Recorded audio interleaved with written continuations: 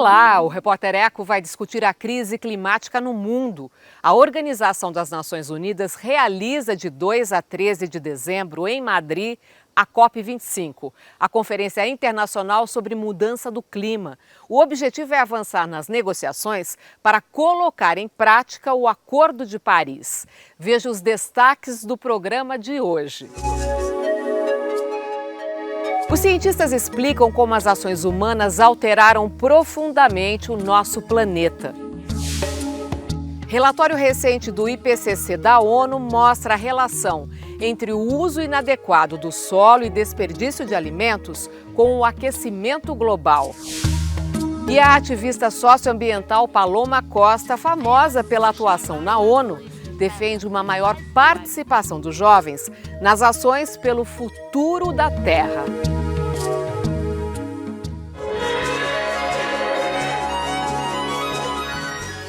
As alterações das temperaturas médias em todo o planeta nos últimos anos, e especialmente em 2019, reforçam o alerta tanto dos cientistas quanto da Organização das Nações Unidas. Não há tempo a perder. Os países precisam adotar medidas urgentes para combater a crise climática global. Julho de 2019, verão no hemisfério norte, calor sem precedentes. Na Holanda, ultrapassou os 40 graus. Em Paris, beirou os 43. O inverno anterior no hemisfério norte, em janeiro, também foi extremo. Chicago, nos Estados Unidos, congelou, com temperaturas mínimas em torno de 30 graus negativos. Se está tão frio, como é que se pode falar em aquecimento global? Esse tipo de questionamento não encontra o menor fundamento na ciência. Os pesquisadores do clima já explicaram inúmeras vezes que quando eles falam em aquecimento global, eles estão se referindo ao aumento médio das temperaturas em todo o planeta. É esse aumento médio de temperatura que cria a condição para que ocorram os eventos extremos que são noticiados todos os dias em países diferentes. São eles as secas e as enchentes severas, os furacões e as ondas de frio e calor, entre outros. A temperatura do nosso planeta já aumentou em média 1 grau centígrado, mas algumas regiões, como no Nordeste brasileiro, já aumentou 2,5 graus. Na parte leste da Amazônia já aumentou 1,5 grau. Quer dizer, então nós precisamos tomar cuidado quando falamos de aumento médio da temperatura, porque algumas regiões já se aqueceram muito mais que isso. Paulo Artacho é físico e pesquisador da USP. Membro do painel da ONU sobre mudanças climáticas, o IPCC, ele afirma que nos últimos 50 anos, a temperatura média do planeta se elevou mais rápido a partir de um fenômeno bem conhecido pela ciência. Quando você queima gasolina no seu carro, aquele combustível vira CO2 na atmosfera, agravando o efeito estufa. Então, quando nós emitimos mais combustíveis fósseis para a atmosfera, como dióxido de carbono, metano e alguns outros gases, a temperatura do planeta aumenta porque esses gases retêm o calor da Terra que sairia para o espaço. Carlos Rittel é secretário executivo do Observatório do Clima, rede de organizações da sociedade civil que reivindica políticas públicas de combate às mudanças climáticas. Significa não apenas se preocupar com o meio ambiente, se preocupar com o planeta, se preocupar com as vidas, as espécies que podem desaparecer em função da alteração dos padrões climáticos de temperatura, pluviosidade em cada centímetro quadrado do planeta. Significa nos proteger. Os últimos 4 anos foram os mais quentes do planeta. E não é preciso ir longe para perceber as mudanças climáticas. Fevereiro de 2019, Rio de Janeiro, chuva intensa e ventos de mais de 100 km por hora causaram mortes, deslizamentos, quedas de árvores. Janeiro foi o mês mais quente em quase 100 anos na capital carioca, com média em torno dos 38 graus. No período de 2013 a 2017, o IBGE mostra que mais de 48% dos municípios brasileiros sofreram com secas severas, que levaram à crise hídrica, falta de abastecimento de água. E nesse mesmo período,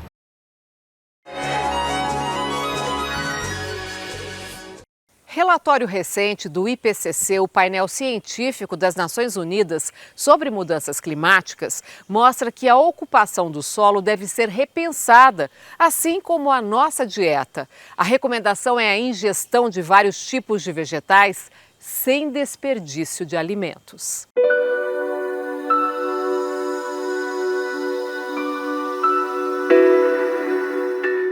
A superfície do planeta é o suporte para a vida de grande parte das espécies, inclusive a nossa. A maneira como ocupamos o solo e o quanto conseguimos manter a cobertura vegetal, especialmente a nativa, é determinante para o futuro. A gente está falando do relatório Mudanças Climáticas e Solo. Ele foi feito pelo IPCC, que é o painel internacional formado por cientistas que estudam o aquecimento global. Há uma tentativa de governos do mundo todo de limitar o aumento médio da temperatura no planeta em 2 graus em relação aos níveis registrados na era industrial, lá no comecinho, isso por meio do Acordo de Paris. Se esse limite for além, alertam os pesquisadores, solos férteis vão virar desertos. Secas e outros fenômenos naturais vão comprometer a produção e a oferta de alimentos. E isso já está acontecendo. Com o crescimento da população mundial, a situação tende a se agravar. Hoje já somos mais de 7 bilhões e 700 milhões de pessoas. Em 2100, as projeções indicam que chegaremos a 11 bilhões. Plantações de alimentos e de árvores para produzir madeira geram quase 1/4 das emissões globais dos gases de efeito estufa, que elevam a temperatura. Há quase 50 anos, a FAO, Organização das Nações Unidas para a Agricultura e Alimentação, já afirmava que é insustentável usar grandes extensões de terra para cultivar grãos para alimentar o rebanho produtor de carne. O pesquisador da Embrapa Informática Agropecuária, Luiz Barioni, participou do relatório do IPCC.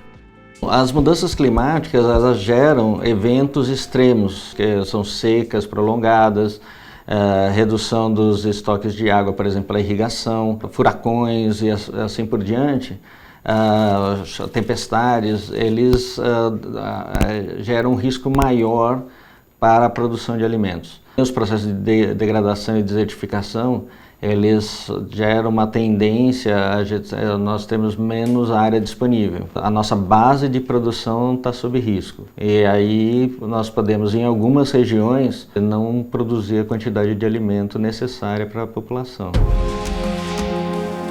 Professor da Fundação Getúlio Vargas, o pesquisador da Embrapa, Eduardo Assad, reafirma a importância de políticas públicas como a redução de crédito rural para produtores que não cumprem leis, que entre 2004 e 2012 colaborou para a queda do desmatamento, de 83% na Amazônia.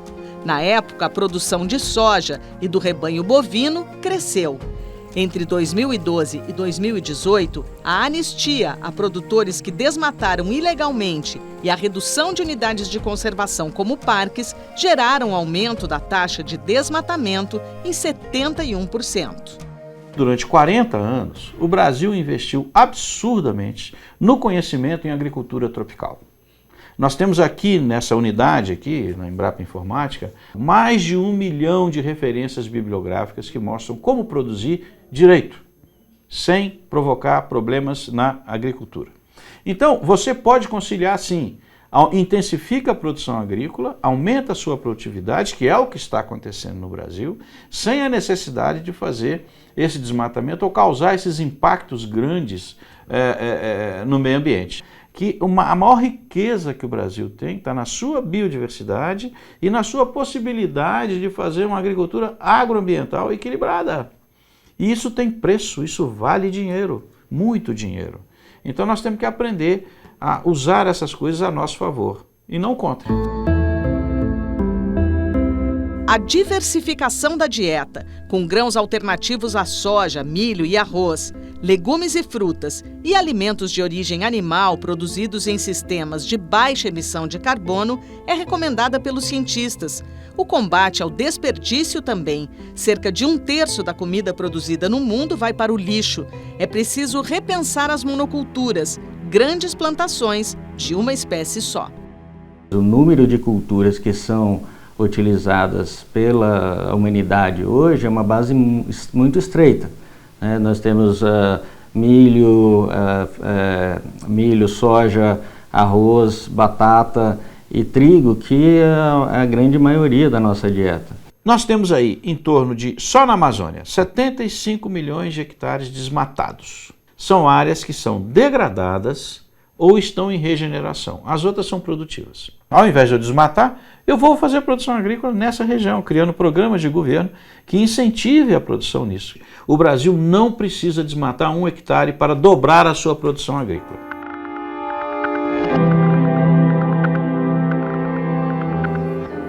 E veja a seguir.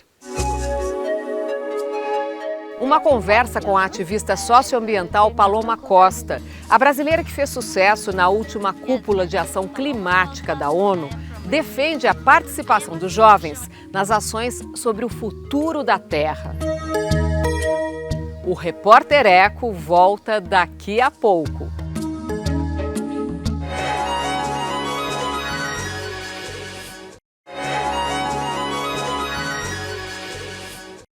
A ativista socioambiental Paloma Costa, de 27 anos, representou o Brasil no evento climático da ONU em setembro de 2019. Em discurso na ocasião, Paloma falou sobre os povos indígenas, denunciou os desmatamentos na Amazônia e defendeu uma maior participação dos jovens nas discussões sobre o futuro da Terra.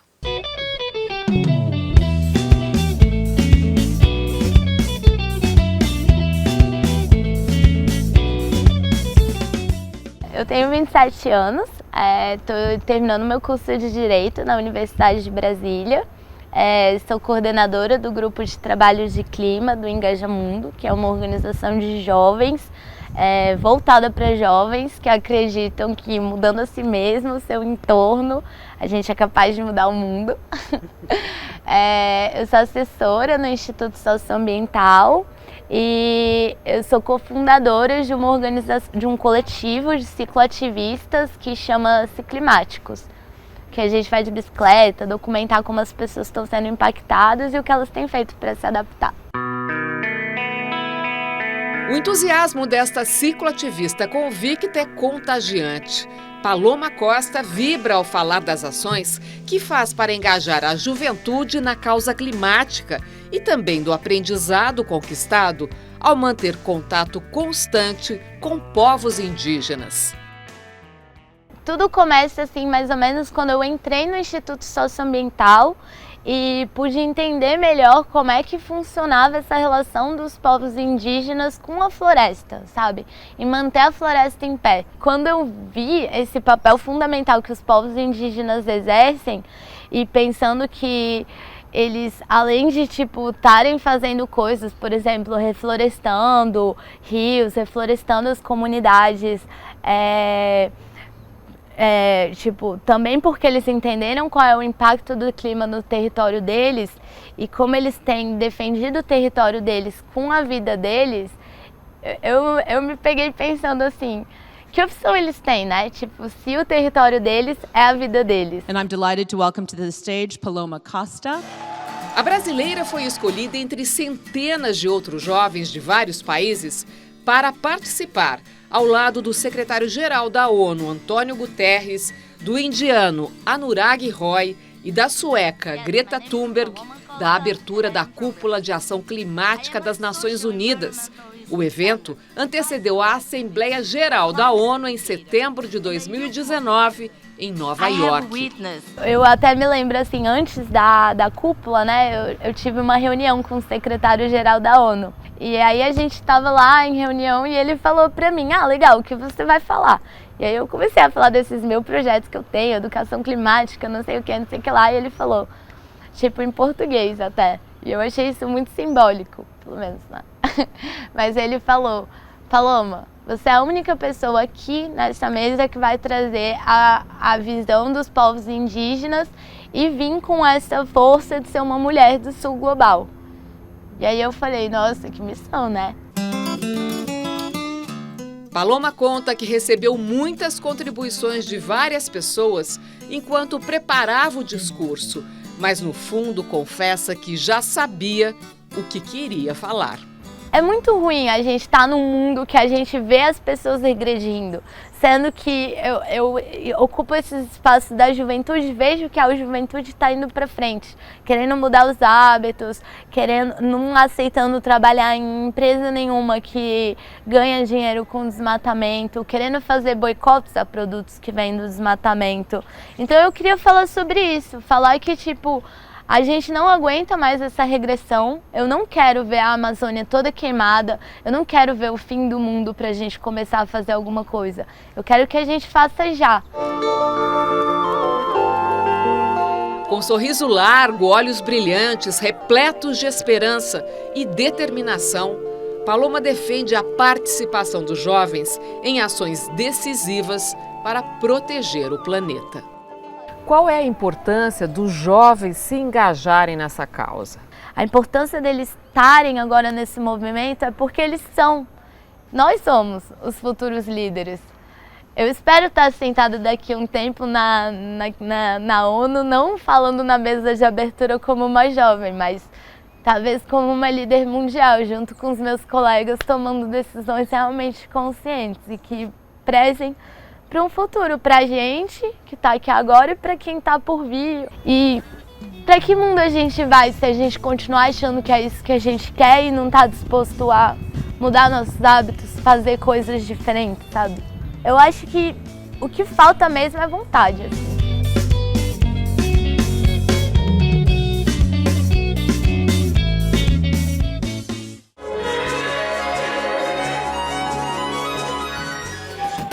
O Repórter Eco ganha mais um reconhecimento. A apresentadora e repórter Márcia Bongiovanni e Laís Duarte, também repórter do programa, receberam o prêmio Especialistas da Comunicação de 2019 na categoria Sustentabilidade. A Laís também foi escolhida como destaque da categoria. Em sua 5ª edição, o prêmio concedido por votação na internet é uma iniciativa da plataforma Negócios da Comunicação e reconhece os melhores jornalistas especializados do Brasil.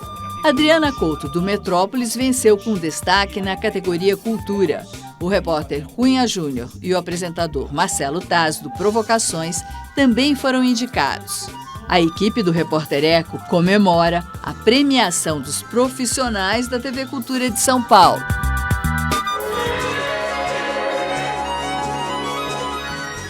E se quiser rever as reportagens, é só entrar no Cultura Digital. Baixe o aplicativo gratuitamente no celular. Ou então, se preferir, entre no youtube.com/Repórter Eco TV Cultura. E não esqueça de curtir a nossa página no Facebook. E o Repórter Eco de hoje, que discutiu a crise climática mundial, fica por aqui. A gente encerra com uma mensagem do secretário-geral da ONU, Antônio Guterres, por ocasião do Dia Internacional da Paz, no último 21 de setembro. A emergência climática é uma ameaça à paz. Estamos em guerra com a natureza e ela não perdoa. Adotem ações concretas e demandem isto de seus líderes. Esta é uma corrida que podemos e devemos ganhar. Repórter Eco, até o próximo programa.